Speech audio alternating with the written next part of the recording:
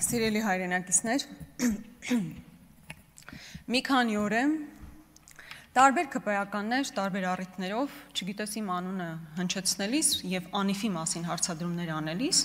երեկ էլ Մարիա Կարապետյանն էստեղից ինձ նայելով ասում է Տիկին Գրիգորյան, Անիֆի հետ կապված հարցեր չունեք։ Ինձ մոտ այնպիսի տպավորություն էր, որ Անիֆով այն պաշտոնյաները, ովքեր 25 միլիարդ են կերել,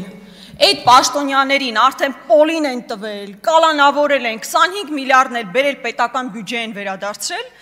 ես էլ հլա ավելորդել այդ հարցադրումները հնչեցնում եմ, չէ՞ սիրելի հայրենակիցներ, այն մարդիկ, ովքեր այսօր շարունակում են կոռուպցիայով զբաղվել,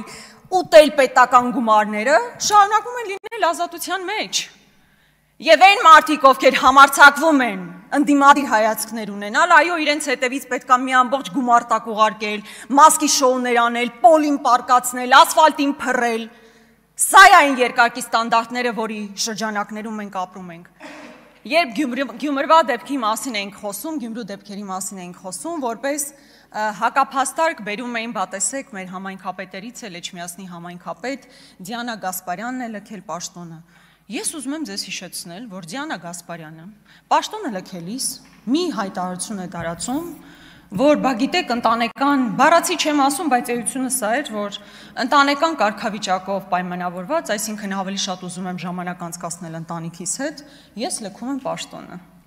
Հասկանում եք տարբերությունը, երբ որ ընդդիմադիր համայնքապետին պետքա պոլին տալ մի ամբողջ գումարտակով, ալֆա ջոկատով, Եվ ձեր ընդդիմադիր համայնքապետը նամակ է գրում հայտարարություն, որ ես գնում եմ ընտանեկան հարցերով զբաղվելու։ Այդ հետո պետքա պարզ լիներ, հա, որ մարդը իր կիսուրի, կիսրարի, ամուսնու, տես լիքը խնդիրների մեջ ուղղակի թաղված է։ Սա է տարբերությունը, սա են երկակի ստանդարտները, որի մասին մենք խոսում ենք։ 2018 թվականին ես հիշում եմ, ամբողջ ժողովուրդն է հիշում, ինչպես էր Նիկոլ Փաշինյանը, սիրում բոլորին, խոնարհվում բոլորի առաջ։ Նույնիսկ այն մարդիկ, ովքեր այդ օրերին քննադատական խոսք էին հնչեցնում կամ նույնիսկ վիրավորանք, Նիկոլ Փաշինյանն ուղիղ եթերում ասում էր՝ մի վիրավորվեք, ոչ մի ուշադրություն մի դարձրեք, սիրելի հայրենակիցներ, պետք չէ ուշադրություն դարձնել։ Հիմա Նիկոլ Փաշինյանը առավոտը վերակենում, մի քիչ էլ իմ կարծիքով անտաղանդ ձևով սրտի կացույց տալիս ամբողջ ժողովրդին ու ասում սիրում եմ ձեզ։ Կեսօրին հրաման է տալիս ընդդիմախոսներին նորից ասֆալտին փռել, երեկոյանն էլ ոգևորվում այն լուրից, որ կալանքը տվել են Մասիս Մելքոնյանները, Արմեն Դանելյանները եւ մյուսները։ Մենք այս քրոնիկայի մեջ ենք ապրում։ Մեր կյանքում ընդհանրապես սա է փոխվել 18 թվականի ձեր իրական սերն ու խոնարհումը ժողովրդի առաջ եւ հիմա արհեստական սրտիկները եւ մարդկանց հետապնդելը։ Մարդ լինի, այստեղ կարևորը ինչ մարդ այլախոհ մարդ լինի, հոդվածը կգտնվի, ինչ խնդիր կա որ։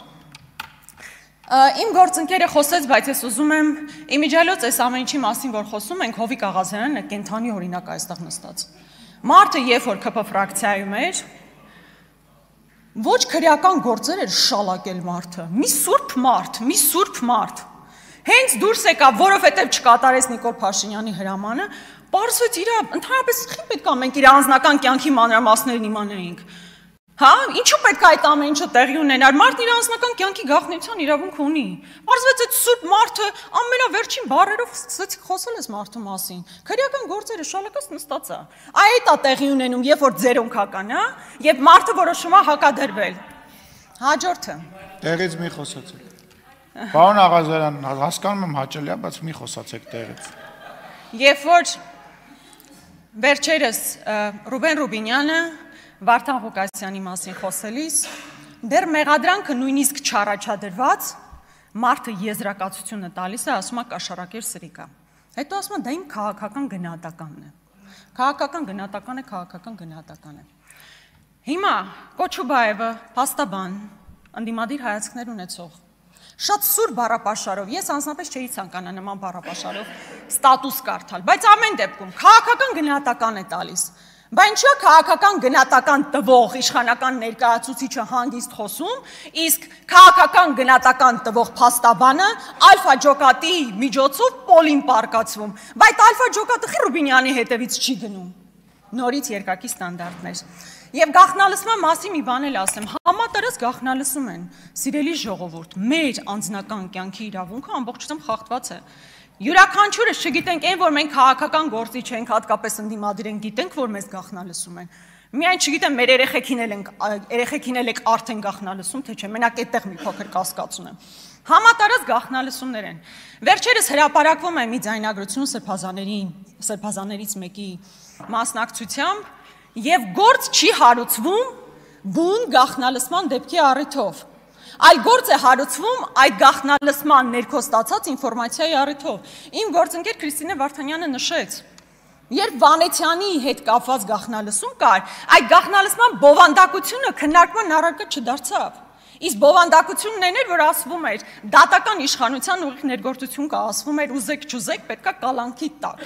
Այդ հարցը քննարկման առարկա չդարձավ, քննարկման առարկա դարձավ, թե ինչպես է տեղի ունեցել գաղտնալսումը։ Այս դեպքում իշխանական ներկայացուցիչները գալիս ու ասում են, դե մենք ինչ գիտենք ով է ձայնագրել, այն որ իրենց իշխանական մամուլով ա դա գնացել, հեչ կարևոր չի, իրանք ուղղակի չգիտեն, թե ինչպես է դա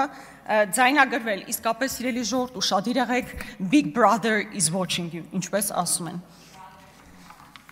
Հաջորդը ես անպայման իհարկե շատ թեմաներ եմ առանձնացրել, բայց ոնց հասկացա ժամանակս չի երիքում, բայց ուզում եմ պարտադիր խոսել նաև եկեղեցու մասին։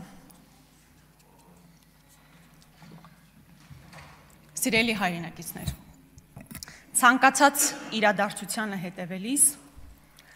կարևոր է նախ եւ առաջ հասկանալ ինչու են տեղի ունենում այդ իրադարձությունները։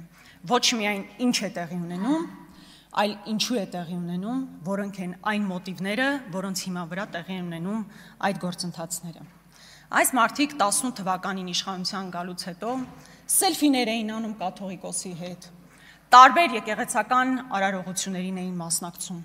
Մեկ տարի առաջ եկեղեցու բացման ու օծման արարողությանն էին մասնակցում ու իրանք խնդիր չունեին։ Մարդիկ խնդիր չունեին կաթողիկոսի հետ։ Այդ այն բոլոր բամբասանքները, որ տարածված էին մեր հասարակության մեջ, իրենք չէին լսել 18 թվականին, չէին լսել 19 թվականին, 20-ին, 21-ին կներեք Փաշինյանական ձևով ասցի, 22-ին, 23-ին, 24-ին չէին լսել, երբ 24-ին այստեղ բազմաթիվ ներկայացուցիչներ գտնվում էին մայրաթոռում, չէին լսել այդ բամբասանքները։ Թե այդ ամեն ինչը տեղի ունեցավ ճիշտ այն ժամանակ, երբ կաթողիկոսը Բեռնում խոսում էր Արցախի ժողովրդի իրավունքների մասին, վերադարձի իրավունքների մասին, գերիների մասին։ Ժամանակային առումով նայեք, ամբողջությամբ այդպես է, մինչև 24 թվականը այս մարդիկ ձայն ու ծպտուն չեն հանել։ Հարցրեք, ասեք ինչու մինչև այդ չէիք խոսում, չունեն պատասխան պարզապես։ Սկսել են խոսել բացառապես այն ժամանակ, երբ ադրբեջանական պատվեր է իջեցվել, հայկական ամենակարևոր ինքնությունը պահպանող ինստիտուտներից մեկը վերացնել։ Սա է մոտիվը, ինչուի պատասխանն այս է, հակառակ դեպքում կրկնում եմ այդ սելֆիները անելիս, այդ ամեն ինչի մասին կհիշեին, կխոսեին։ Կամ որ այստեղ խոսում է Նիկոլ Փաշինյանը, բական հոգևորականներ գիտեք, որ կին ունեն, երեխա ունեն։ Ես դրանք չեմ կարող պնդել, ես նման ինֆորմացիա չունեմ։ Բայց Նիկոլ Փաշինյանը առնվազն մեկի մասով հաստատ ուներ այդ ինֆորմացիան։